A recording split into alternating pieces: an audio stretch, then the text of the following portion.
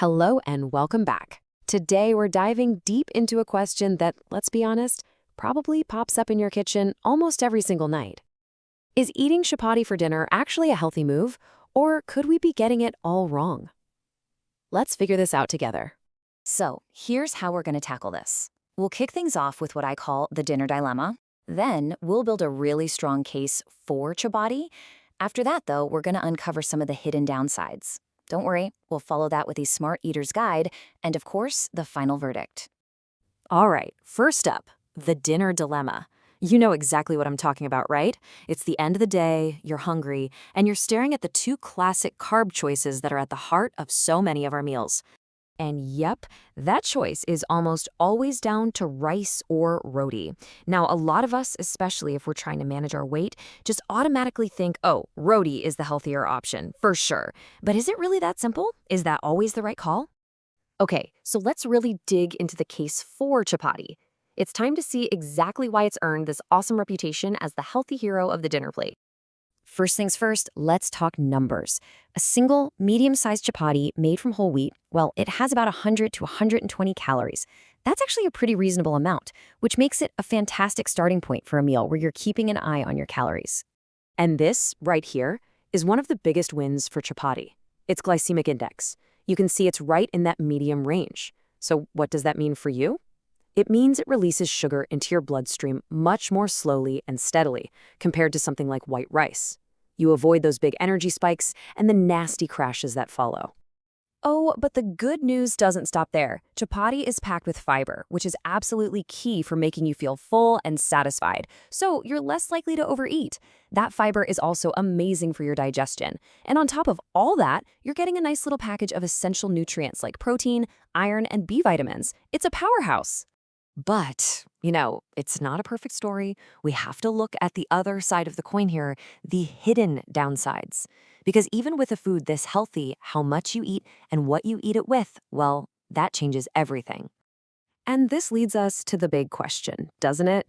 If you're eating chapatis to be healthy or to lose weight, could they actually be doing the opposite?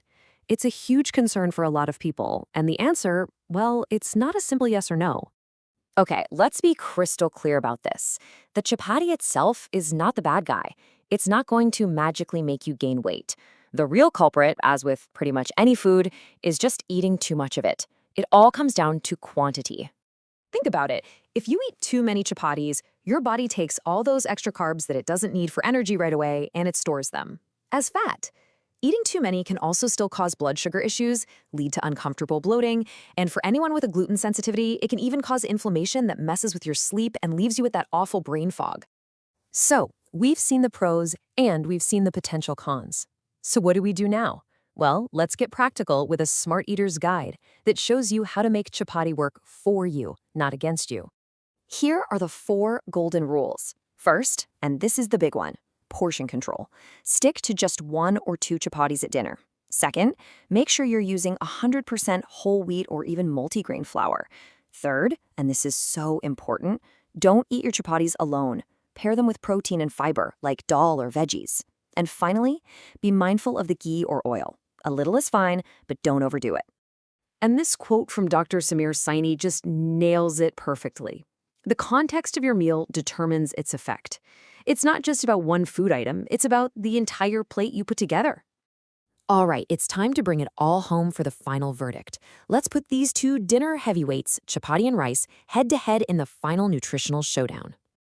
So when you line them up side by side, you can see that roti or chapati definitely has some key advantages. It's more filling because of all that fiber and protein, which means that you're just naturally less likely to eat too much. It's also got more key nutrients, and of course, it has that much better medium glycemic index.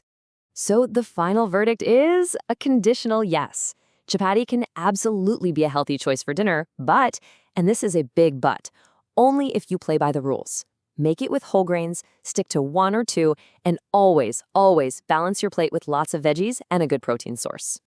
And really, this brings us to the most important takeaway of all. We can get so obsessed with rice versus roti that we totally miss the bigger picture. The real question you should be asking yourself isn't about a single food. It's about how mindfully you're putting together your entire meal. That's where true health is found.